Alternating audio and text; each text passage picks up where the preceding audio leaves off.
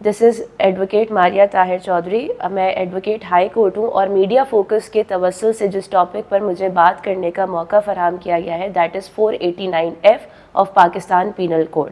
Pakistan penal code का section 489F हमें cheque bounce के हवाले से बताता है कि कोई भी बंदा अगर बदनीयती के साथ चेक इशू करे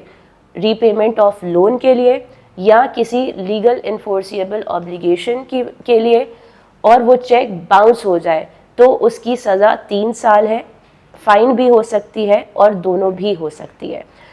चेक बाउंस के वाक़यात बहुत ज़्यादा जो है वो रेजिंग कंसर्न है और 489F के केसेस जो है वो बहुत ज़्यादा बढ़ रहे हैं और लोग जो है इसके लीगल कॉन्सिक्वेंसेस से वाकिफ़ नहीं है, और अगर वाकिफ़ है भी तो शायद उसके लीगल कॉन्सिक्वेंसेस को सीरियसली नहीं लेते। चेक बाउंस एक क्राइम है जो आपके पाकिस्तान पीनल कोड के अंदर बता दिया गया है, और अगर आपकी डिसऑनेस्टी यानी कि बदनीयती इसके अंदर शामिल हो जाए तो आपको पीनलाइज किया जाता है 3 साल की सज़ा से या फिर फ़ाइन या फिर दोनों। और इसके अलावा अगर आपने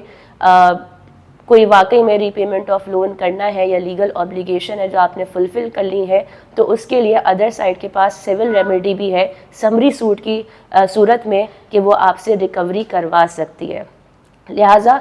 489F एक जुर्म है जिसको आप एक हैबिचुअल ऑफेंडर ना बनिए और चेक्स को देते हुए ये ख्याल रखें कि ये एक जुर्म है और इससे बचना ज़रूरी है।